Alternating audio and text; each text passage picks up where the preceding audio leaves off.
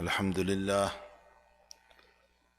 لله نحمده ونستعينه ونستغفره ونؤمن به ونتوكل عليه ونعوذ بالله من شرور أنفسنا ومن سيئات أعمالنا من يهده الله فلا مضل له ومن يضلله فلا هادي له ونشهد أن لا إله إلا الله وحده لا شريك له ونشهد أن سيدنا ومولانا محمدا عبده ورسوله أما بعد قال النبي صلى الله تعالى عليه وسلم لا يؤمن أحدكم حتى أكون أحب إليه من والده وولده والناس أجمعين وقال النبي صلى الله تعالى عليه وسلم لا يؤمن أحدكم حتى يكون هواه تبعا لما جئت به او كما قال عليه الصلاة والسلام۔ بزرگان محترم، معزز بھائیو، دوستو، عزیزو، میں نے کل جمعہ میں بھی جیسے ذکر کیا تھا کہ یہ مہینہ جو ہے اس کا تعلق نبی اکرم صلی اللہ علیہ وسلم کی ولادت شریفہ سے بھی ہے اور آپ کی وفات سے بھی ہے۔ اسی مہینے میں حضور پاک صلی اللہ علیہ وسلم پیدا ہوئے، مبعوث ہوئے، ولادت ہوئی، اور اسی مہینے میں آپ کی وفات ہوئی۔ اور ویسے ربیع کا معنی ہوتا ہے بنجر زمین کا آباد ہونا۔ جو زمین بنجر ہوتی ہے، جس میں کچھ نہیں اگتا، اس زمین میں جب اچھی طرح کی چیزیں اگنے لگتی ہے، وہ چاہے گھاس ہو، وہ چاہے پھول ہو، وہ چاہے فروٹس ہو، فلاور ہو، جو بھی چیزیں جب اس کے اندر نکلتی ہے تو اس کو عربی میں ربیع کہا جاتا ہے۔ اور ظاہر سی بات ہے کہ لوگوں کے قلوب جو اجڑے ہوئے تھے آپ صلی اللہ علیہ وسلم کی آمد سے پہلے اور عیسیٰ علیہ السلام کی رخصتی کے بعد، اس لیے کہ عیسیٰ علیہ السلام اور نبی اکرم صلی اللہ علیہ وسلم کے بیچ میں 570 سال کا بلکہ 600 سال کا فاصلہ ہے، یعنی 570 یا 600 سال کا فاصلہ ہے حضرت عیسیٰ علیہ السلام کے جانے میں اور نبی اکرم صلی اللہ علیہ وسلم کی نبوت کے درمیان۔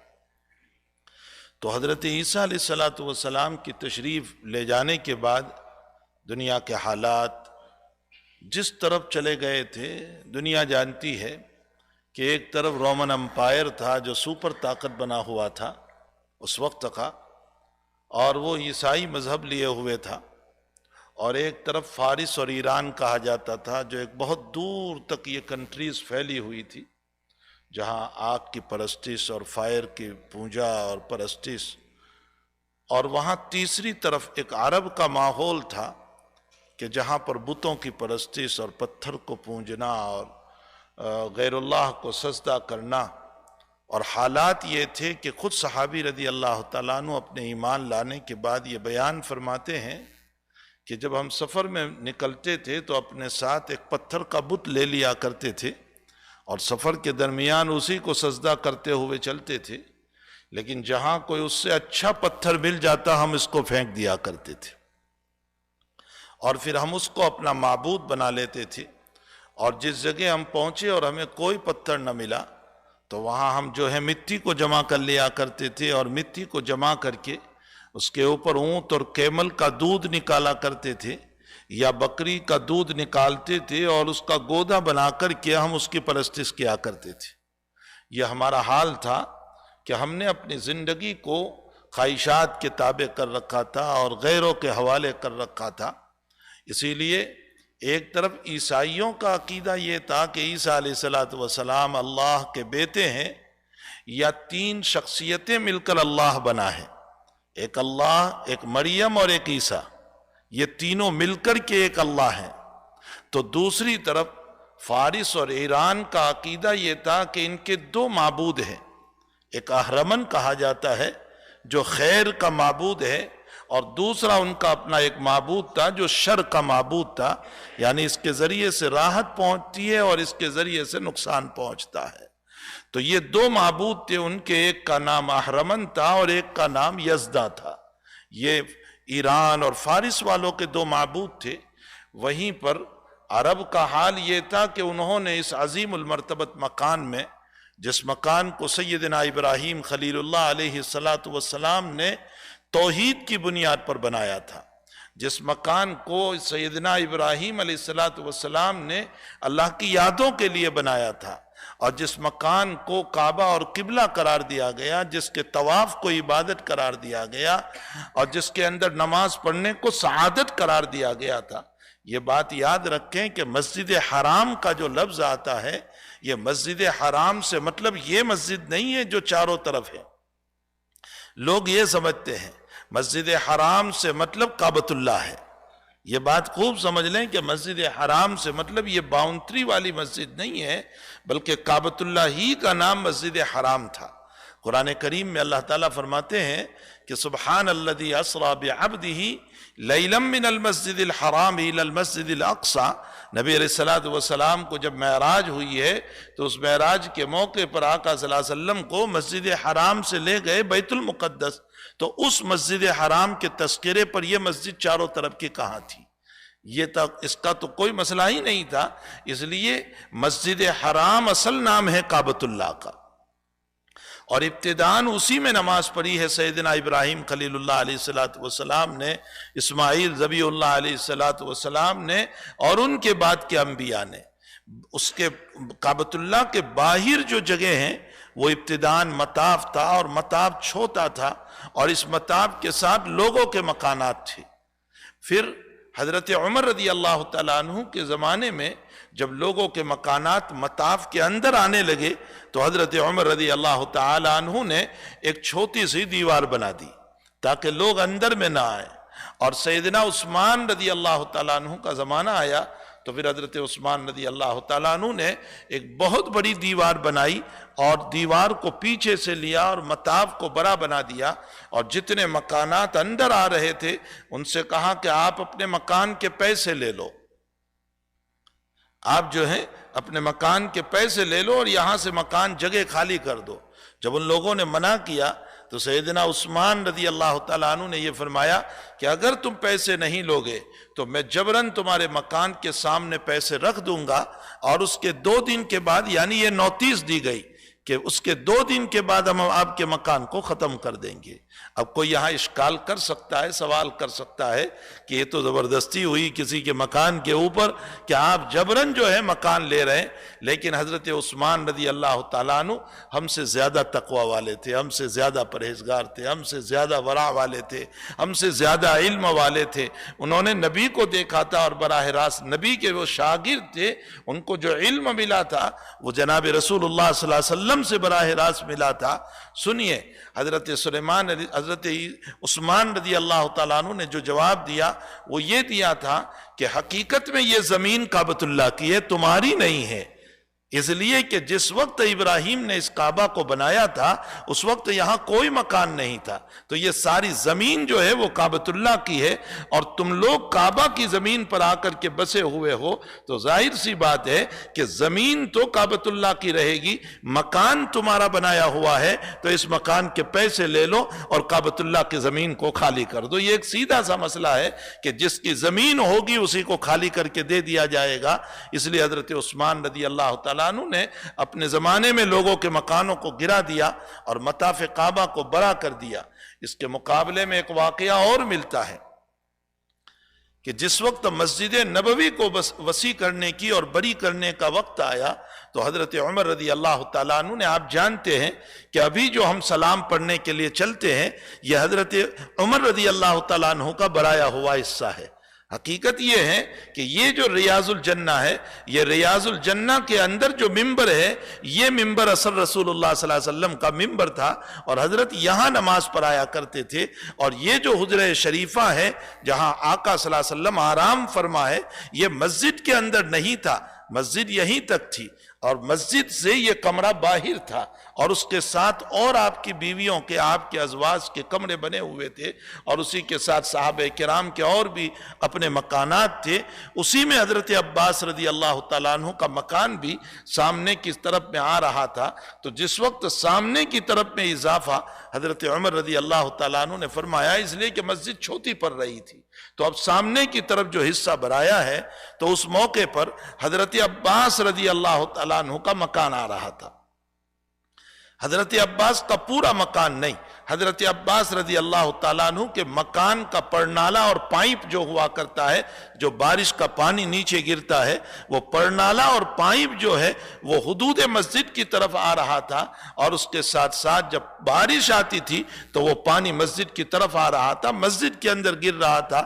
حضرت عمر رضی اللہ تعالیٰ عنہ نے فرمایا کہ آپ اس پرنالے کو ختم کیجئے، توڑ دیجئے، اس لیے کہ یہ حدود مسجد میں آ رہا ہے، آپ اس کو ختم کیجئے۔ تو اس موقع پر حضرت عباس رضی اللہ تعالیٰ عنہ نے فرمایا کہ نہیں ختم ہو سکتا ہے، میرا پرنالہ ویسے ہی رہے گا۔ حضرت عمر نے فرمایا اگر آپ اس پرنالے کو نہیں ہٹاؤ گے تو میں توڑ دوں گا اسے۔ حضرت عباس کہنے لگے کہ آپ نہیں توڑ سکتے ہیں اس کو۔ ان دونوں مسئلوں میں ضد ہو گئی، اور ضد کے نتیجے میں حضرت عمر رضی اللہ تعالیٰ عنہ نے فرمایا کہ مسجد کے لیے اس جگہ کی ضرورت ہے، اور آپ کا پانی اندر میں آنے کے خطرات ہے، اس لیے اس کو توڑ دیا جائے گا۔ حضرت عمر نے توڑوا دیا، وہ تو ٹوٹ گیا، مسئلہ ختم ہو گیا۔ لیکن حضرت عباس رضی اللہ تعالیٰ عنہ اپنی ہی رائے پر تھے کہ آپ توڑ نہیں سکتے ہیں۔ بہرحال فیصل کے لیے حضرت ابی ابن کعب رضی اللہ تعالیٰ عنہ کو بلایا گیا۔ حضرت ابی ابن کعب رضی اللہ تعالیٰ عنہ سے کہا، دونوں نے اپنی بات رکھی۔ عمر نے کہا کہ مسجد کو ضرورت ہے اور پانی اندر گر رہا ہے۔ عباس نے کہا یہ میرا ذاتی مسئلہ ہے، میری ذاتی زمین ہے، اور میں نے اپنی ذاتی مکان کے اوپر اس کو بنایا ہے، اس لیے آپ جو ہے اس کو کچھ نہیں کر سکتے ہیں۔ دونوں نے اپنی اپنی رائے پیش کی، تو حضرت ابی ابن کعب نے فیصلہ حضرت عباس کے حق میں فرمایا، اور یہ فرمایا کہ میں نے رسول اللہ صلی اللہ علیہ وسلم سے سنا ہے کہ مسجد کے خاطر کسی کی چیز کو زبردستی نہیں لے سکتے۔ یہاں اب سوال یہ پیدا ہوتا ہے کہ اگر حضرت عثمان نے وہاں زبردستی زمین لے لی تو یہاں حضرت ابی نے یہ فیصلہ کیوں فرمایا؟ اس کا جواب، مکے میں زمین کعبۃ اللہ کی تھی اور یہاں زمین حضرت عباس کی اپنی تھی۔ جب حضرت عباس کی اپنی تھی تو ایک مسجد کے لیے آپ کسی کی زمین کو جبرن نہیں لے سکتے ہیں جب تک کہ وہ اپنی رضامندی سے نہ دے دے۔ یہ فیصلہ ہو گیا، اور حضرت عمر رضی اللہ تعالیٰ عنہ نے اس فیصلے کو تسلیم کر لیا اور فرمایا کہ جس کو عمر نے تروایا ہے وہ عمر اپنے ہاتھوں سے بنوائے گا، اس لیے کہ یہ ہو نہیں سکتا کہ نبی کا قول میرے سامنے آ جائے اور میں اپنی منمانی چلانے کے اوپر آ جاؤں، یہ عمر کی شان کے خلاف ہے، اس لیے یہ نہیں ہو سکتا ہے۔ عمر اپنے ہاتھوں سے اس کو بنائے گا۔ حضرت عباس رضی اللہ تعالیٰ عنہ فرماتے ہیں اس کو بنانے کی کوئی ضرورت نہیں ہے، میں خود توڑ دیتا ہوں اور برابر کر دیتا ہوں، لیکن مجھے آپ کو ایک مسئلہ بتانا تھا اور حضور کی حدیث سے بتانا تھا، اس لیے میں نے تمہارے سامنے ابی کو پیش کیا، اور ابی چونکہ اس روایت کو جانتے تھے اس لیے میں نے ابی کو فیصل بنایا۔ یہاں آپ دیکھیں، بس مجھے اسی کی طرف آپ کو لے چلنا ہے کہ آپ دیکھیں حضرات صحابہ کرام رضوان اللہ تعالی علیہ مجمعین کی زندگی میں اتباع کتنی زبردست تھی۔ یہ نہیں کہا کہ نہیں ہمارا حق بنتا ہے، میں مسجد کی تعمیر کر رہا ہوں، مسجد نبوی ہے اور کچھ بھی ہو جائے گا، یہ حدیث شریف جو ہے دوسری جگہوں سے متعلق ہوگی۔ حضرت عمر نے کوئی تعویل نہیں کی، جب حدیث آ گئی تو اپنے آپ کو گرا دیا، اپنے آپ کو اس کلام کے اوپر فدا کر دیا۔ روایتوں میں آتا ہے کہ ایک مرتبہ حضور پاک صلی اللہ علیہ وسلم خطبہ دے رہے تھے، خطبہ منس جمعہ کا خطبہ نہیں، بیان فرما رہے تھے، ممبر پر بیٹھ کر رسول اللہ صلی اللہ تعالی علیہ وسلم، کچھ لوگ تو بیٹھے ہوئے تھے اور کچھ لوگ جو ہیں کھڑے ہوئے تھے، یوں جیسے آج بھی ماحول ہے کہ جب کبھی بیان ہوتا ہے تو کچھ لوگ بیٹھے ہوئے ہوتے ہیں اور کچھ لوگ باہر کھڑے رہتے ہیں، باتیں کرتے رہتے ہیں، اور یہ ایک تماشا کی شکل بن جاتی ہے۔ اس زمانے میں بھی ایسا تھا، اسی لیے حضور پاک صلی اللہ علیہ وسلم بیان فرما رہے تھے، کچھ صحابہ کرام تو بیٹھے ہوئے تھے اور کچھ لوگ کھڑے تھے۔ حضور پاک صلی اللہ علیہ وسلم نے فرمایا اجلسو، بیٹھ جاؤ۔ عبداللہ ابن مسعود رضی اللہ تعالیٰ عنہ جہاں سوز نکالتے ہیں، چپل نکالتے ہیں، مسجد کا انٹر جہاں تھا، حضرت عبداللہ ابن مسعود نے جیسے یہ سنا وہیں چپل نکالنے کی گندی جگہ پر بیٹھ گئے۔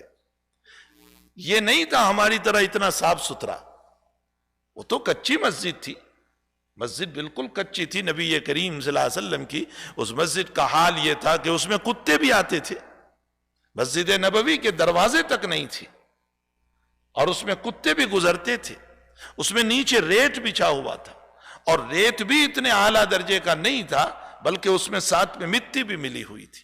اسی لیے روایتوں میں آتا ہے کہ جب بارش آتی تھی اور پانی ٹپکتا تھا تو نبی علیہ السلام کیچڑ میں سجدہ فرماتے تھے، اور آپ کا سجدہ کیچڑ میں ہوا کرتا تھا، اور آپ کی پیشانی مبارک کے اوپر کیچڑ لگا ہوا ہوتا تھا جب آپ سلام پھیرتے تھے۔ تو کہنے کا مطلب یہ ہے کہ وہ مسجد کوئی بہت عالی شان مسجد نہیں تھی، وہ ایک کچی مسجد تھی، لیکن حقیقت یہ ہے کہ بقول علامہ اقبال رحمۃ اللہ علیہ کے مسجد کچی تھی لیکن نمازی بڑے پکے تھے۔ مسجد تو کچی تھی لیکن نمازی بڑے پکے تھے، اور ان کے نماز کا حال یہ تھا کہ وہ اپنی دو دو رکعتوں کے ذریعے سے دنیا اور آخرت کے مسائل کو حل کر لیا کرتے تھے۔ میرا اور آپ کا حال یہ ہے کہ ہماری 20 رکعت کے باوجود ہمارے دنیا کی 2 روٹی کے مسئلے حل نہیں ہو پا رہے۔ اس کی وجہ یہ ہے کہ ہماری نمازیں کچی ہے، ہمارے نماز میں وہ سکون نہیں ہے، وہ توجہ اللہ نہیں ہے۔ ہم علامہ اقبال کہتے ہیں سجدہ کیا تو نے زمین پر، نام کسی اور کا ہے اور خیال تیرا کچھ اور ہے۔ یعنی جب ہم سجدے میں جا رہے ہیں تو سجدہ تو اس اللہ کے نام پر ہو رہا ہے، لیکن خیالات کوئی اور میرے دل و دماغ کے اندر چل رہے ہیں۔ ہمارے دماغ میں اللہ ہوتا ہی نہیں ہے، ہمارے دل میں اللہ ہوتا ہی نہیں ہے۔ ہم قرات بھی کر رہے ہیں تو ایک ٹیپ ریکار کا مسئلہ چل رہا ہے کہ بس زبان پر جو رتی ہوئی صورتیں ہیں وہ چل رہی ہے، باقی ذہن میرا الحمدللہ رب العالمین پر نہیں ہوتا، الرحمن الرحیم پر نہیں ہوتا، مالکی یوم الدین پر نہیں ہوتا ہے، قل هو اللہ احد پر نہیں ہوتا ہے۔ دماغ تو نہ معلوم میرا کہاں کہاں گھومتا ہوتا ہے۔ تو اقبال نے یہی کہا ہے کہ سجدہ کیا تو نے زمین پر، نام کسی اور کا ہے، خیال تیرا کچھ اور ہے۔ بھلا تیرا قلب ہے صنم آشنا، تجھے کہاں ملے گا تیرا مولا۔ شعر کا مفہوم ہے تیرا قلب ہے صنم آشنا، یعنی اگرچہ وہ بت ہمارے سامنے نہیں ہے لیکن دنیا کے بت تو ہمارے دلوں میں بٹھے ہوئے ہیں۔ کہیں دولت کے تصورات چل رہے ہیں، اور کہیں کسی اجنبی عورتوں کے خیالات چل رہے ہیں، اور کہیں اور میرے کاروبار اور بزنس اور دنیا بھر کی چیزیں میرے قلب کے اوپر چل رہے ہیں۔ یہ بھی گویا کہ ایک بت بنے ہوئے ہیں۔ تو یہ معبود جو ہے، اقبال یہ کہہ رہے ہیں کہ تیرا قلب تو ہے صنم آشنا۔ صنم کا معنی بت، یعنی تیرا دل جو ہے وہ تو بتوں کی طرف مائل ہے، تجھے کہاں ملے گا مولا، یعنی مولا تجھے کیسے مل سکتا ہے۔ تو حقیقت یہ ہے کہ ہماری نمازیں بڑی کچی ہے، اگرچہ مسجد بڑی شاندار ہے، بہت عالی شان ہے، لیکن ہماری نمازوں کے اندر وہ وجود نہیں ہے کہ ہم اپنے رب کریم کو منا سکے۔ ورنہ جناب رسول اللہ صلی اللہ علیہ وسلم کے باب میں آتا ہے کہ مکی زندگی کے اندر بیٹی فاطمہ رضی اللہ تعالی عنہ، زوجہ جو ہے حضرت علی رضی اللہ تعالی عنہ کی زوجہ محترمہ ہے، بیٹی فاطمہ بڑی چہیتی بیٹی ہے آپ کی۔ حضرت فاطمہ آئی اور فرمایا ابا جی یہ ابو جہل ابو لہب وغیرہ جو بیٹھے ہوئے ہیں وہ آپ کے قتل کا پلان بنا رہے ہیں، اور ایک تدبیر تیار ہو رہی ہے آپ کو قتل کرنے والے۔ فرمایا بیٹی تم نے سنا؟ فرمایا جی ابا جی میں نے اپنے کانوں سے سنا کہ وہ ایک پلان تیار کر رہے ہیں جس میں آپ کے قتل کی سازش ہوگی۔ فرمایا اچھا میرے وضو کے آلات لاؤ۔ وضو کے آلات کا مطلب جس مشکیزے میں آپ وضو فرماتے تھے، جس برتن میں آپ وضو فرماتے تھے، اور مسواک، یہ وضو کے آلات ہے۔ فرمایا میرے وضو کے آلات لاؤ۔ مسواک لایا گیا، اور آپ کے وضو کا جو برتن ہوگا وہ آپ کے پاس لایا گیا۔ آپ نے وضو فرمایا، اور وضو کرنے کے بعد 2 رکعت نماز پڑھی، اور جبریل امین حاضر خدمت ہوئے اور فرمایا کہ اللہ کے حبیب اگر یہ ایک قدم بھی آپ کی طرف بڑھاتے تو ہم آپ کے اور ان کے بیچ میں زمین کو فار کر کے آگ میں اتار دیتے ان کو۔ تو حقیقت یہ ہے کہ خیر وہ تو نبی تھے، ان کی نماز بہت اعلیٰ تھی، ساری کائنات کے سجدوں کو ملا لو نبی کے ایک سجدے کا مقابلہ کوئی نہیں کر سکتا ہے۔ جناب رسول اللہ صلی اللہ علیہ وسلم کا جو نماز کی کیفیت ہوا کرتی تھی، جو حضوری قلب ہوا کرتا تھا نماز کے اندر، لیکن کم سے کم ہم 10% تو کر سکتے ہیں، 20% تو کر سکتے ہیں اپنی نمازوں کے اندر۔ تو خیر بے یہ ذکر کر رہا تھا کہ اس زمانے میں مسجد کچی تھی، چھت بھی کچا تھا، پانی نیچے گرا کرتا تھا، حضرت کیچڑ میں سجدے فرمایا کرتے تھے، نیچے ریت بچھا ہوا تھا، اور کتے بھی مسجد کے اندر آتے جاتے رہتے تھے، اور مدینے میں بہت کتے تھے، مدینے میں جو ہے بہت کتے تھے۔ تو اسی لیے ابتداءً جناب رسول اللہ صلی اللہ علیہ وسلم نے محبت کو کم کرنے کے لیے فرمایا تھا کہ کتوں کو مارو، تاکہ اس کی نفرت آ جائے دلوں کے اندر، محبتیں ختم ہو جائے۔ اور جب محبت ختم ہو گئی تو حضرت نے فرمایا مالی ولل کلاب، مجھے کتوں سے کیا لینا دینا، وہ بھی ایک اللہ کی مخلوق ہے جو اللہ کی تسبیح پڑھ رہی ہے۔ وہ شروع میں نفرت ڈالنے کے لیے نبی اکرم صلی اللہ تعالیٰ علیہ وسلم نے یہ فرمایا تھا۔ تو بہرحال کچی مسجد تھی، اور آقا صلی اللہ تعالیٰ علیہ وسلم کی اس مسجد کے اندر صحابہ کرام حضرت شوق ذوق کے ساتھ نماز پڑھا کرتے تھے۔ تو حضرت نے فرمایا کہ بیٹھ جاؤ، اجلسو۔ عبداللہ ابن مسعود رضی اللہ تعالیٰ عنہ جہاں سوز نکالتے ہیں، چپل نکالتے ہیں، وہیں پر گندی جگہ پر جہاں راکھ تھی اور سب کچھ تھا وہیں بیٹھ گئے۔ حضرت نے جب دیکھا تو فرمایا عبداللہ تم اندر آؤ، میں نے تم کو نہیں کہا، میں نے تو ان کو کہا ہے جو یہاں کھڑے تھے۔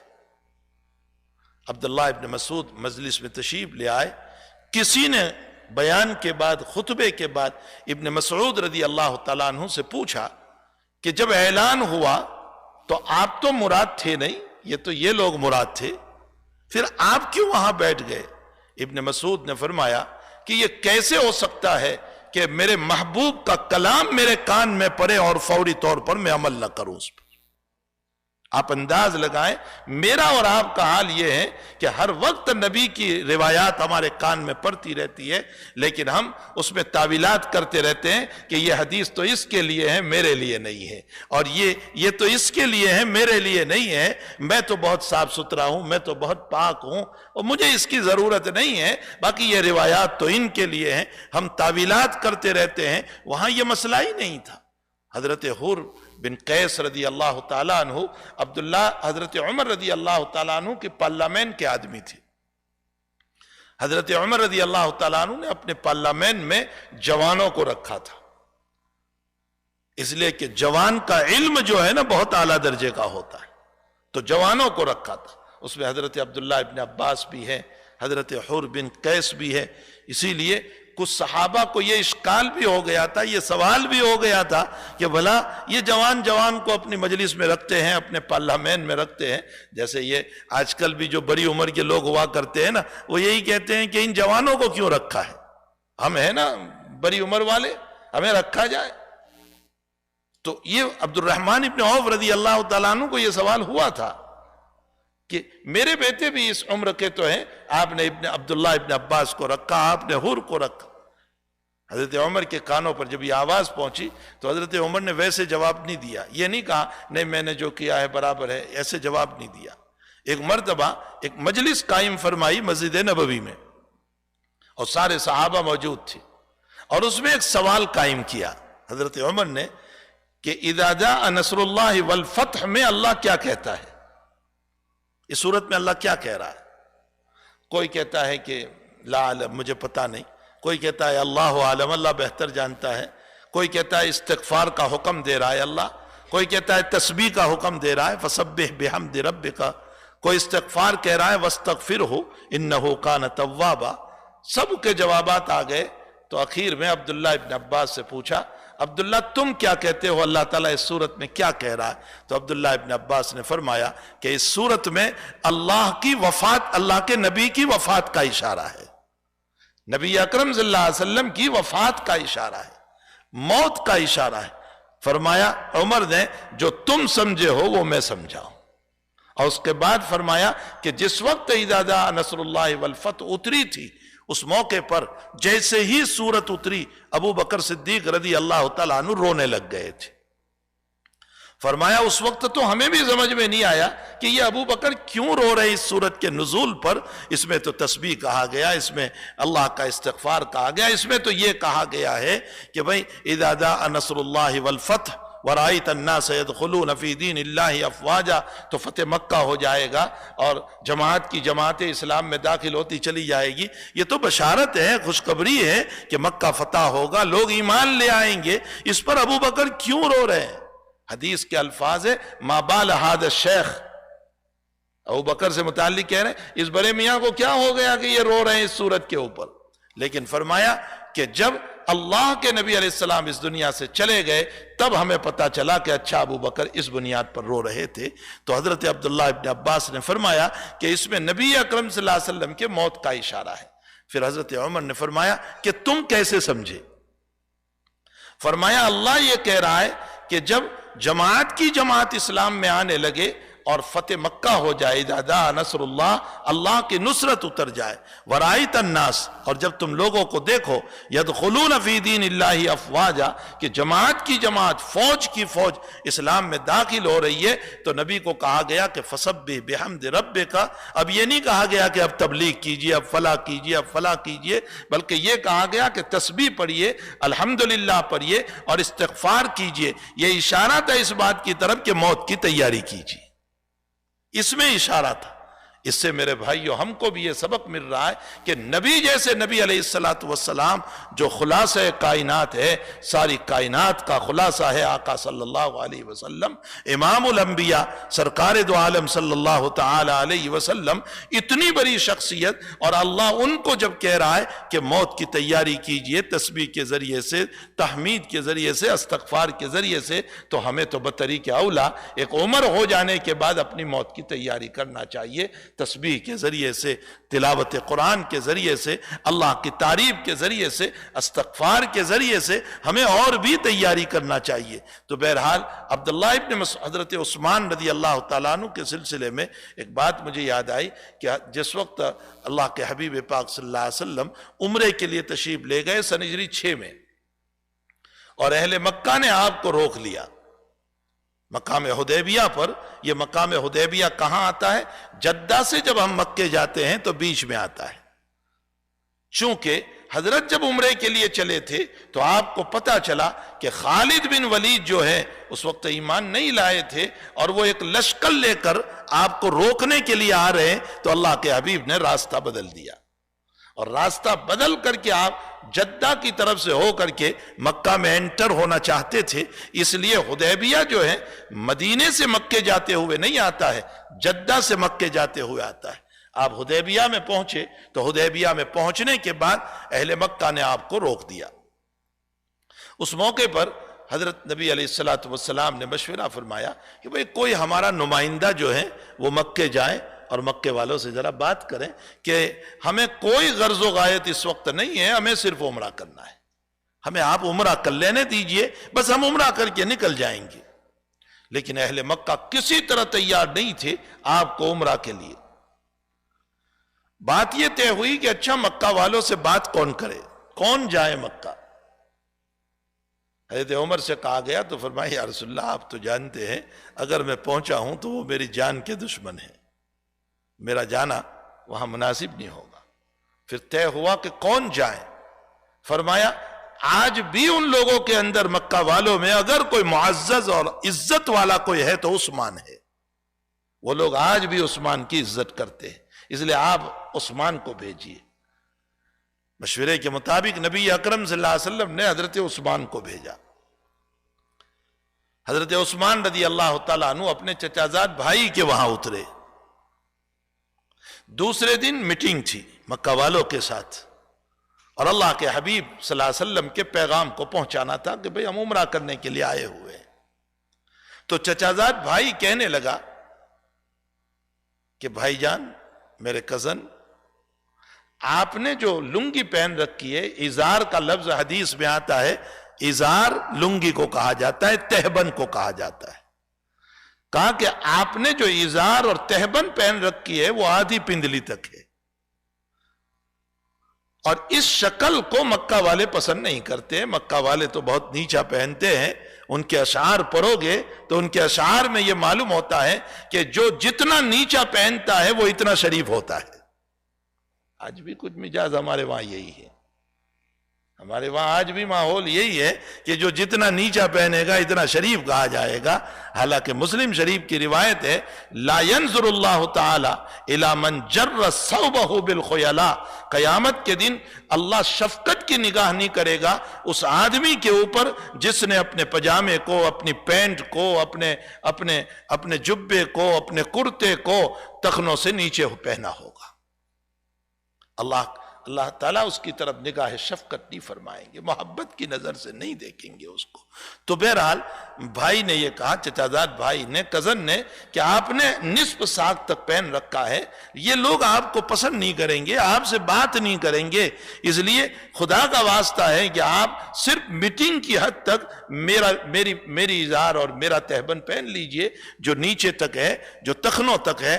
حضرت عثمان رضی اللہ تعالیٰ عنہ نے فرمایا کہ میں ان لوگوں کی وجہ سے میرے محبوب کی سنت کو نہیں چھوڑ سکتا. یہ میری بات منظور کریں یا نہ کریں، میرے ساتھ میٹنگ کریں یا نہ کریں، اسے کوئی فرق نہیں پڑتا ہے. رأیت رسول اللہ صلی اللہ علیہ وسلم، میں نے اپنے نبی کو دیکھا ہے کہ وہ نصف ساق تک پہنتے ہیں. میں اس سنت کے خلاف کبھی نہیں کر سکتا ہوں. ساری دنیا ایک طرف ہو جائے لیکن میں اپنے نبی کی سنت کو نہیں چھوڑ سکتا ہوں. یہ واقعہ ہمیں بہت کچھ کہہ جاتا ہے، یہ بہت کچھ ہمیں بتا جاتا ہے. آج ہمارا، میرا اور آپ کا حال یہی وجہ ہے کہ نبی اکرم صلی اللہ علیہ وسلم نے صحابہ کا مزاج بنایا تھا یہ کہ دنیا ایک طرف ہو جائے لیکن اللہ اور اللہ کا رسول میرے ہاتھ سے نہیں جا سکتا ہے. یہ مزاج بنایا تھا نبی اکرم صلی اللہ علیہ وسلم نے. حضرت ابو طلحہ رضی اللہ تعالیٰ عنہ کے مکان پر شراب کا دور چل رہا تھا. شراب حلال تھی اس وقت، شراب پی جا رہی تھی، اور اتنے میں کوئی باہر اعلان کر رہا تھا کہ شراب حرام ہو گئی. ان اللہ تبارک و تعالی حرم الخمر، شراب حرام کر دی. ابو طلحہ نے فرمایا کہ بیٹے انس دیکھو کیا اعلان ہو رہا ہے. جب باہر دیکھنے کے لیے گئے تو حضرت انس نے آ کر کے بتایا کہ شراب حرام ہو چکی ہے. تو کوئی تعویل یہ نہیں کی کہ نہیں وہ چلو ابھی تو پی لو، ابھی تو اعلان ہی ہوا ہے، پھر بعد میں دیکھیں گے، کیا معلوم یہ سچ بھی ہے یا غلط بھی ہے، یہ صحیح بھی ہے، کیا پتا، ابھی نبی سے تحقیق کریں گے، ابھی تو پی لو پھر دیکھا جائے گا آگے. کوئی تعویل نہیں فرمائی، بلکہ حضرات صحابہ کرام نے جو گلاسوں میں تھی اس کو ڈال دیا، جو مٹکوں میں تھی اسے پھوڑ دیا، اور جو پیٹ میں چلی گئی تھی کہہ کر کے نکال دیا. وومیٹنگ کے ذریعے سے اس کو نکال دیا کہ تحقیق کچھ نہیں، اعلان ہو چکا ہے، بس مسئلہ ختم ہو چکا ہے. تو حقیقت یہ ہے کہ نبی اکرم صلی اللہ علیہ وسلم نے صحابہ کرام کا مزاج یہ بنایا تھا. اسی لیے قرآن کریم یہ کہہ رہا ہے، غور فرمائے میرے بھائیو، اللہ کہتا ہے اولئک الذین امتحن اللہ قلوبہم للتقوی. اولئک، وہ صحابہ وہ ہیں، اولئک الذین امتحان اللہ نے ان کا ایگزام لیا. کیسے امتحان؟ کیسا ایگزام؟ کوئی پیپر کے ذریعے سے نہیں، کوئی زبان کے ذریعے سے نہیں کہ کچھ بات آپ کو پوچھ لی، کوئی پیپر آپ سے لکھوا لیا. اس لیے کہ آج پیپر کے اندر تو ساری بات لکھتے ہیں لیکن لم تقولون ما لا تفعلون، جو لکھتے ہیں وہ کرتے نہیں ہیں، جو بولتے ہیں وہ کرتے نہیں ہیں. زندگی جو ہے وہ بہت دور ہے. بولنا اور ہوا کرتا ہے، کرنا اور ہوا کرتا ہے. یہی وجہ ہے کہ شیخ سعدی رحمت اللہ علیہ فرماتے ہیں کہ جب ممبر پر بیٹھتے ہیں تو مسئلہ یہ ہوتا ہے کہ ساری دنیا اوپر نیچے ہو جاتی ہے، لیکن چوں بخلوت می روی، جب تنہائیوں میں جاتے ہیں تو کار دیگراں می گنی، ان کی زندگی بالکل اپوزٹ ہوا کرتی ہے، ان کے مسائل بالکل اپوزٹ ہوا کرتے ہیں. تو حقیقت یہ ہے کہ صحابہ کرام کا امتحان کوئی پیپر کے ذریعے سے نہیں لیا گیا. صحابہ کا امتحان جو ہے وہ کوئی زبانی نہیں لیا گیا، بلکہ اللہ کہتا ہے میں نے ان کے دلوں کا امتحان لیا کہ ان کے دلوں میں ایمان ہے یا نہیں، ان کے دلوں میں محمد الرسول اللہ صلی اللہ علیہ وسلم کی محبت ہے یا نہیں، ان کے دل ایمان کے اوپر جذبات اور قربانی دینے والے ہیں یا نہیں. اولئک الذین امتحن اللہ قلوبہم للتقوی۔ اب آپ ان کے امتحانات کو پڑھیں تو آپ کو پتا چلے گا کہ کبھی بلال آگ پر سو رہے ہیں اور احد احد کے نعرے لگا رہے ہیں۔ یہ امتحان ہے مجھ سے اور آپ سے۔ 5 منٹ کی تکلیف نماز کے لیے برداشت نہیں ہو سکتی۔ اگر امام کی تھوڑی سی قرات طویل ہو جائے تو وہ مجھ سے برداشت نہیں ہوتی ہے کہ اس نے قرات کو طویل کر دیا اور وہاں آگ پر سو کر بھی اللہ کی توحید کے نعرے لگائے جا رہے ہیں کہ اللہ ایک ہے، اللہ ایک ہے، وہ اکیلا ہے۔ میں آگ پر سو سکتا ہوں اور میری چربی اور جو ہے میرے فیٹس پگھل سکتے ہیں، لیکن میں اپنے رب کو نہیں چھوڑ سکتا ہوں۔ تاریخی واقعات میں لکھا ہے کہ نیچے بھی گرم ریت ہوا کرتا تھا اور اوپر آگ میں، فائر میں پتھر کو گرم کر کے رکھتے تھے، اور وہ اتنا گرم ہوتا تھا کہ اگر اس کے اوپر گوشت رکھا جائے تو 10 منٹ میں وہ پک جاوے۔ وہ پتھر اتنا گرم ہوا کرتا تھا اور وہ اوپر رکھ دیا کرتے تھے، جو نیچے سے بھی گرمی ہے اور اوپر سے بھی ہے، لیکن عالم یہ ہے کہ زبان سے احد احد کے نعرے نکل رہے ہیں۔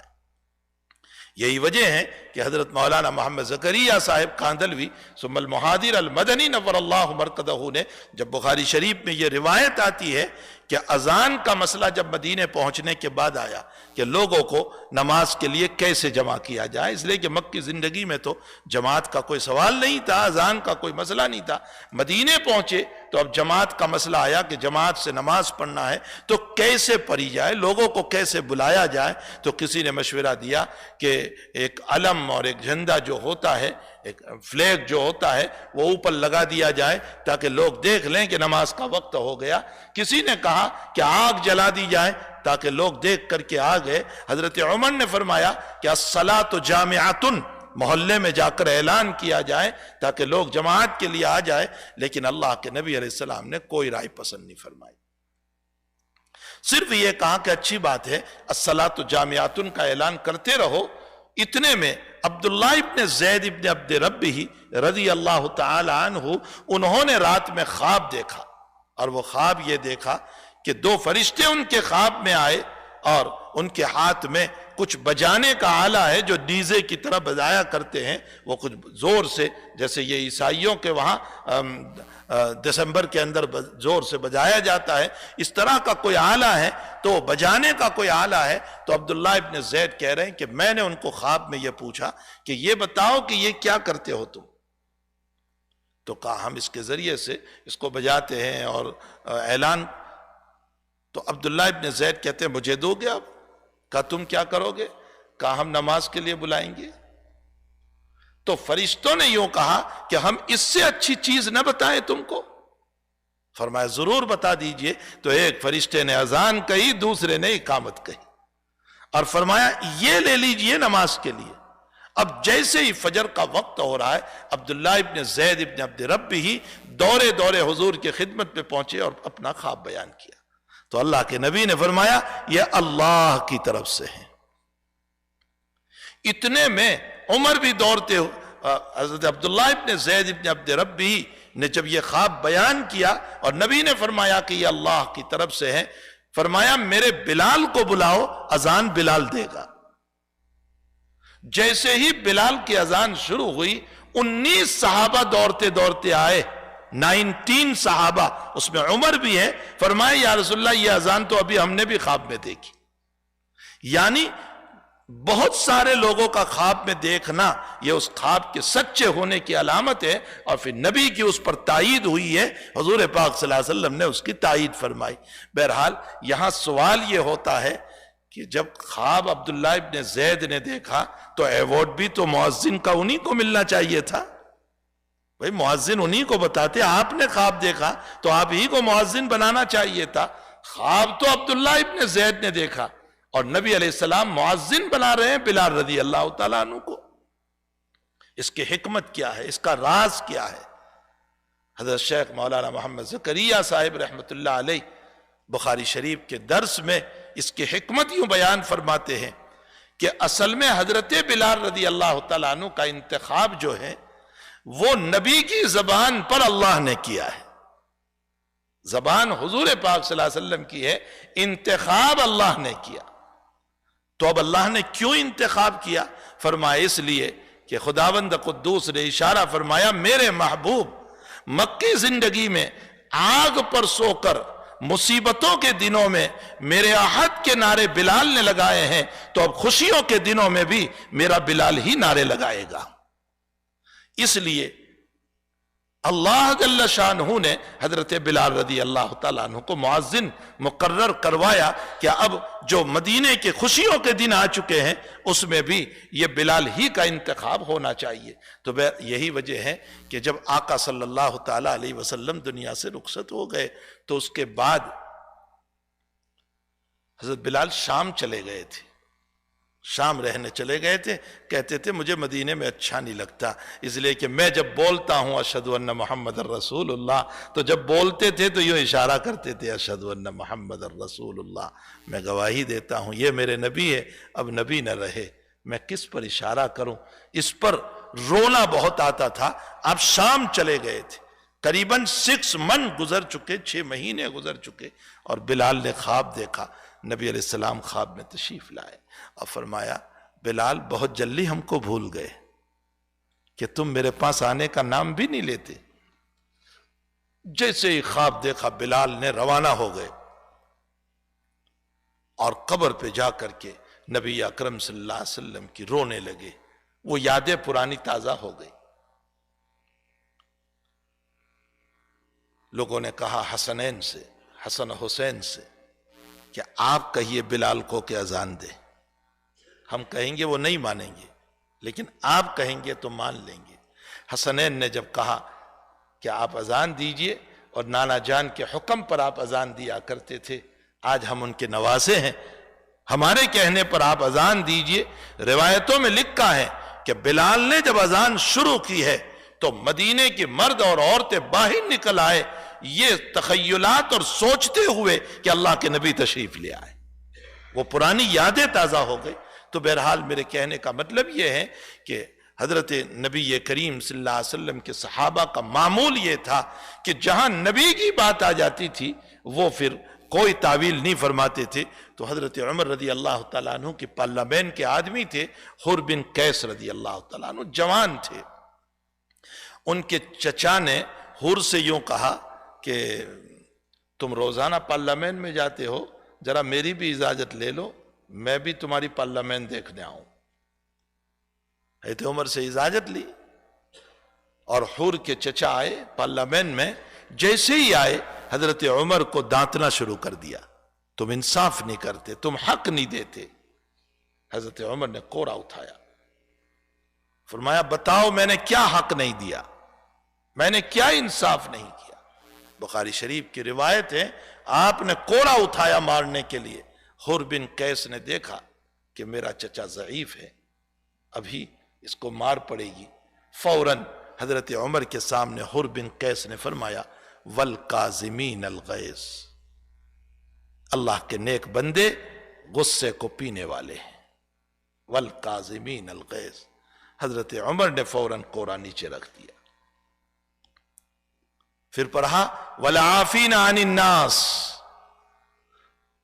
اور معاف کرنے والے ہیں۔ نیک بندے کون ہیں؟ جو معاف کرنے والے ہیں، معاف کرنے والے ہیں۔ آج ہمارے اندر سے یہ صفت نکل گئی معافی کی، ہم کسی کو معاف کرنے کے لیے تیار ہی نہیں۔ امام غزالی رحمت اللہ علیہ نے لکھا ہے جو شریعت کا جتنا متبع ہوگا اس کے دل میں معافی کے اتنے مسائل ہوں گے۔ جو شریعت کا جتنا متبع ہوگا اس کے دل میں معافی کے اتنے مسائل ہوں گے، وہ سب کو معاف کرے گا۔ والعافین عن الناس، حضرت عمر نے کہا جاؤ میں نے تمہارے چچا کو معاف کر دیا۔ تو پھر تیسری آیت پڑھی واللہ یحب المحسنین، اور وہ اللہ تعالیٰ محسنین کو پسند کرتا ہے، احسان کرنے والوں کو پسند کرتا ہے۔ حضرت عمر نے فرمایا میں معاف ہی نہیں کرتا بلکہ تجھے کچھ دیتا بھی ہوں، گفٹ دیتا ہوں، احسان کرتا ہوں تاکہ اس آیت کے اوپر میرا عمل ہو جائے۔ وہاں لکھا ہے بخاری شریف میں کان عمر وقافا علی القرآن، عمر قرآن کے سامنے رک جانے والے تھے۔ آیت آ گئی، حدیث آ جائے، پھر اس کے بعد حضرات صحابہ کے قدم نہیں ہوتے تھے۔ حضرت حذیفہ رضی اللہ تعالیٰ عنہ جس وقت رومن امپائر گئے، بہت طویل واقعہ ہے کیسے فتح ہوا، کیا کیا ہوا۔ رومن امپائر گئے ہیں تو اس موقع پر کھانے کے لیے جب بیٹھے ہیں تو کچھ دانے نیچے گر گئے، تو حضرت حذیفہ نے ان دانوں کو اٹھا اٹھا کر کے کھانے لگے۔ تو قریب میں بیٹھے ایک صاحب نے فرمایا کہ حضرت آپ ایسا نہ کیجیے، یہ لوگ جو ہے نا بڑے مہذب لوگ ہیں، عیسائی لوگ ہیں، بڑے مہذب تہذیب یافتہ لوگ ہیں، یہ اس کو برا جانتے ہیں نیچے سے اٹھا کر کھانا۔ آج بھی ہمارا معاشرہ ایسا ہی ہے کہ نیچے سے دانا گر جائے اٹھا کر کھانے کو برا جانتا ہے، یہ تو گرا ہوا ہے۔ فرمایا ایسا نہ کیجیے، نیچے سے اٹھا کر نہ کھائیے۔ تو کیا جواب دیا حضرت حذیفہ رضی اللہ تعالیٰ عنہ نے؟ فرمایا اترک سنت رسول اللہ صلی اللہ علیہ وسلم بہؤلاء الحمقاء، کیا میں ان بے وقوفوں کی وجہ سے میرے نبی کی سنت چھوڑ دوں گا؟ کیا میں ان بے وقوفوں کی وجہ سے میرے نبی کی سنت چھوڑ دوں گا؟ یہ تو ہے دنیا کے شیدائی اور میں ہوں میرے رب اور نبی کا شیدائی۔ تو حقیقت یہ ہے میرے بھائیوں کہ صحابہ کرام کا معمول یہ تھا کہ نبی سے یہ محبت اور یہ پیار تھا کہ نبی علیہ السلام کی بات جہاں آ جائے اپنے آپ کو قربان کر دیا کرتے تھے۔ آج نبی کی اتباع کتنی رہ گئی؟ یہاں تو خیر اللہ کا فضل ہے کہ ہم محفوظ ہیں، ورنہ اور ممالک میں دیکھو ناچنا گانا زور زور سے، وہ عیاشیاں کرنا، لائٹنگ وہ جلاتے ہیں، اتنی لائٹنگ ہوتی ہے کہ اتنے پیسوں سے کسی غریب کا گھر آباد ہو جائے۔ ادھر نبی کا حال یہ تھا کہ اس کے گھر میں دیا جلانے کے لیے تیل نہیں ملتا تھا، اور آج اسی کے نام پر جلسوں کے اندر لائٹنگ وہ ہوا کرتی ہے کہ جس کے اندر کسی غریب کا گھر آباد ہو جائے۔ اور اس سے بڑھ کر افسوس تو اس پر ہے کہ اب تو کیک بنایا جاتا ہے اور اس کیک پر محمد صلی اللہ علیہ وسلم لکھا جاتا ہے، اور پھر اس کو کاٹتے ہیں، چھری چلاتے ہیں۔ کیا ہمارے دلوں پر چھری نہیں چلے گی جب ہم نبی کے نام پر چھری چلاتے؟ حضرت عمر رضی اللہ تعالیٰ عنہ تو محمد نام رکھنے سے منع فرماتے تھے۔ حضرت عمر فرماتے تھے محمد نام نہ رکھو۔ حضرت علی نے فرمایا کہ امیر المؤمنین، میں نے خود نبی علیہ السلام سے پوچھا کہ محمد نام میں رکھ سکتا ہوں میرے وہاں بیٹا پیدا ہو تو حضرت نے مجھے اجازت دی ہے، اور اسی لیے آپ کی باندی سے جو لڑکا پیدا ہوا تھا حضرت علی نے ان کا نام محمد رکھا تھا، محمد ابن الحنفیہ۔ یہ حضرت علی کے بیٹے ہیں۔ جب حضرت عمر کے سامنے یہ روایت آئی تو حضرت عمر نے فرمایا میں نام کی اجازت دیتا ہوں لیکن نام کی توہین نہ کی جائے۔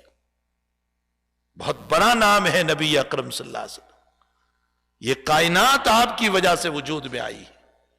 لوگوں نے ایک حدیث بنا کر کے نقل کی ہے لیکن وہ حدیث نہیں ہے، لولا کا ما خلقت الافلاق، اگر آپ نہ ہوتے تو یہ کائنات نہ ہوتی، یہ آسمان نہ ہوتا، یہ زمین نہ ہوتی، یہ تی اور درخت اور حجر اور شجر اور پتھر اور میں اور آپ کوئی نہ ہوتا۔ لیکن یہ حدیث نہیں ہے، یہ بزرگوں کا قول ہے، لیکن اگرچہ وہ حدیث نہیں ہے تاہم ثبوت اس کا ضرور ملتا ہے کہ کائنات کا وجود آپ ہی کی وجہ سے ہوا ہے، کائنات کا وجود ہی آپ کی وجہ سے ہوا۔ اللہ تعالیٰ نے قرآن میں فرمایا ما ارسلناک الا رحمتا للعالمین، یہ بات ٹھیک ہے کہ رحمت للعالمین آپ بن کر کے آئے تو چلو ہمارے لیے تو رحمت ہے، لیکن عالمین کا معنی تو ہوتا ہے اینیمل، جانور، پتھر، ماؤنٹ اور سمندر اور ٹی اور درخت، ان کے لیے رحمت کیسے ہے آپ؟ اس کا جواب مفسرین نے دیا ہے کہ ان سب کا وجود بھی آپ ہی کی وجہ سے ہوا، اگر آپ نہ ہوتے تو نہ درخت وجود میں آتے، نہ ماؤنٹ وجود میں آتا، نہ پتھر وجود میں آتے، اور نہ اور کوئی چیز وجود میں آتی۔ اور قرآن یہ کہہ رہا ہے کہ یہ سب تسبیحات پڑھتے ہیں، معلوم ہوتا ہے کہ ان کا وجود اور ان کا تسبیح کا پڑھنا یہ محمد الرسول اللہ کی بدولت ہے۔ اس لیے فرمایا کہ ما ارسلناک الا رحمت للعالمین۔ لوگ پوچھتے ہیں کہ آج کے دن میں ہمیں کیا کرنا چاہیے؟ بھائی آج کے دن میں کوئی عبادت نہیں ہے جو نبی علیہ السلام نے بتائی ہو، اور اگر کوئی اس دن میں عبادت سمجھ کر کے کرے گا تو وہ خلاف شریعت ہو جائے گا۔ البتہ ہمارا کام یہ ہونا چاہیے کہ ہم کثرت سے درود شریف پڑھیں، بڑی مقدار میں درود شریف پڑھیں، اتنی مقدار میں درود شریف پڑھیں کہ آقا صلی اللہ علیہ وسلم ہم سے خوش ہو جائیں۔ ہمارے حکیم اختر صاحب ڈاکٹر عارفی رحمت اللہ علیہ، بہت بڑے ولی کامل گزرے ہیں، ڈاکٹر عبداللہ عارفی رحمت اللہ علیہ، فرمایا نبی علیہ السلام کا مزاج تھا کہ جب کوئی ہدیہ دیتا تھا تو آپ فوراً اس کا بدلہ دیتے تھے، یہ آپ کا مزاج تھا۔ امت کو بھی یہ کہا ہے تحادو تحابو، صرف لینے کا مزاج نہ بناؤ، بدلے میں کچھ دیا بھی کرو۔ سمجھ میں آیا؟ صرف دعا نہیں، جزاک اللہ۔ نبی کا مزاج تھا کہ جب کوئی ہدیہ دیتا تھا تو آپ بھی کوئی ہدیہ دے دیا کرتے تھے، یہ آپ صلی اللہ علیہ وسلم کا مزاج تھا۔ آج تو صرف جزاک اللہ پر راضی کر دیا جاتا ہے، یہ مسئلہ نہیں ہے، حضرت کا یہ مزاج تھا۔ فرمایا ہمارا عقیدہ ہے کہ اللہ کے نبی علیہ السلام آج بھی حیات ہے، قبر مبارک میں آج بھی حیات ہے، اور جب ہمارا عقیدہ ہے تو آقا صلی اللہ علیہ وسلم کو جب ہم درود شریف کا ہدیہ بھیجیں گے تو آج بھی وہ ہمیں اپنی سنت کے مطابق ہمیں اس کا بدلہ دیں گے۔ کیا بدلہ دیں گے؟ ہماری طرف سے درود پہنچے گا، نبی کی طرف سے دعائیں ملے گی، اللہ کے نبی علیہ السلام کی دعائیں ملے گی۔ تو اگر آج بھی ہم نبی کی دعائیں لینا چاہتے ہیں تو آپ پر درود شریف خوب پڑھنے والے بنے، تاکہ آقا صلی اللہ تعالی علیہ وسلم ہم سے خوش ہو جائیں۔ یہی آج کا 12 ربیع الاول کا پیغام ہے، ورنہ اس میں کوئی عبادت نہیں ہے جو نبی علیہ الصلوۃ والسلام نے بتائی ہے۔ نہ معلوم لوگوں نے اس کو عید عید عید کہہ کر، نبی تو فرماتے ہیں کہ میری امت کے لیے 2 عید ہیں، ایک عید الفطر ہے اور ایک عید الاضحیٰ ہے۔ پھر اس عید کو اپنی طرف سے بنا کر کے اپنے طور پر نئی نئی ایجادات کرنا اور جو نبی نے نہیں بتایا وہ کام کرنا، یقیناً اس سے نبی خوش نہیں ہوتے۔ نبی ان کاموں سے خوش ہوتے ہیں جو آپ ہم کو بتا کر کے گئے ہیں۔ اللہ تعالی ہم تمام کو کثرت سے درود شریف پڑھنے کی توفیق عطا فرمائے، اور اس کے ساتھ ساتھ آپ امت کو جو کام دے کر کے گئے ہیں کہ میرا دین پہنچاؤ، بلغوا عنی ولو آیا، ایک آیت تمہارے پاس ہو تو اس کو پہنچاؤ۔ فلیبلغ الشاہد الغائب، حضرت نے حجۃ الوداع میں فرمایا تھا کہ اس وقت جو مجمع موجود ہے وہ غائب تک پہنچائے، پھر اس کے بعد کا مجمع آگے پہنچائے۔ یہ جو نبی کا تبلیغ کا ہم کو حکم دیا گیا، حجۃ الوداع میں بھی آپ نے ہم کو حکم دیا، اور ویسے بھی آپ صلی اللہ علیہ وسلم نے ہمیں حکم دیا ہے۔ اس وقت اس بات کی ضرورت ہے کہ ہم اللہ کے نبی کی شریعت کی تبلیغ کرنے والے ہوں، لا الہ الا اللہ اور کلمہ طیبہ کی تبلیغ کرنے والے ہو، ہم نمازوں کی تبلیغ کرنے والے ہو، ہم علم اور ذکر کی تبلیغ کرنے والے ہو، ہم جو ہیں اخلاص کی تبلیغ کرنے والے ہو، ہم اقرا مسلم اور مسلمانوں کے آداب اور ان کی اچھی زندگی اور ان کی تربیت اور بڑوں کا ادب اور چھوٹوں پر شفقت، ہم اس کی تبلیغ کرنے والے ہو۔ اس وقت ہمیں اس کی ضرورت ہے، جو ایک بہت پیاری شریعت نبی علیہ الصلوۃ والسلام نے ہمیں دی ہے، ہم دوسروں تک اس کو پہنچانے کا ذریعہ بنے۔ اللہ ہم سب کو اس کی توفیق عطا فرمائے۔ وصلی اللہ علی النبی الکریم برحمتک یا ارحم الراحمین۔ الحمد للہ رب العالمین والعاقبۃ للمتقین والصلاۃ والسلام علی اشرف الانبیاء والمرسلین۔ سبحان اللہ وبحمدہ سبحان اللہ العظیم، سبحان اللہ وبحمدہ عدد خلقہ ورضا نفسہ وزنۃ عرشہ ومداد کلماتہ۔ اللہم صلی علی سیدنا حبیبنا وشفیعنا وسندنا مولانا محمد وبارک وسلم۔ اللہم صلی علی سیدنا حبیبنا وشفیعنا وسندنا مولانا محمد وبارک وسلم۔ اللہ ہمارے گناہوں کو معاف فرما، اللہ ہمارے قصوروں سے درگزر فرما، ہمیں آپ کی سچی محبت نصیب فرمائیے، اللہ ہمیں آپ کے طریقوں پر چلنے کی توفیق عطا فرمائیے۔ اے اللہ محمد الرسول اللہ صلی اللہ تعالیٰ علیہ وسلم کی مبارک زندگی کو اے اللہ امت میں لے کر چلنے کی، اس کو پھیلانے کی ہم سب کو توفیق عطا فرمائیے، آپ کی سنتوں پر ہم سب کو شیدائی بنا دیجئے، اللہ ہمیں آپ کی سچی اور پکی محبت نصیب فرما دیجئے۔ اے اللہ جیسے صحابہ کرام کا مزاج تھا کہ اپنے آپ کو نبی کے کلام پر قربان کرنے والے تھے، اے اللہ ہمیں بھی نبی کے اداؤں پر قربانی کی توفیق عطا فرما اور قربان ہونے کی توفیق عطا فرما۔ اللہ بیماروں کو شفا عطا فرما، مرحومین کی مغفرت فرما، پریشان حالوں کی پریشانیوں کو دور فرما۔ اے اللہ بغیر روزی روٹی کے ہیں ان کی روزی روٹی کا انتظام فرما، جو کاروبار سے پریشان ہیں ان کے کاروبار میں رحمت برکت عطا فرما، جو اولاد سے پریشان ہیں اللہ ان کی اولادوں کو نیک صالح مطیع اور فرما بردار بنا، غلط راستوں سے غلط صحبتوں سے ہماری نسلوں کی، ہماری اولادوں کی پوری حفاظت فرما۔ اللہ ہماری دعاؤں کو اپنے فضل و کرم سے قبول فرما۔ وصلی اللہ علی نبینا محمد وآلہ وصحبہ اجمعین برحمتک یا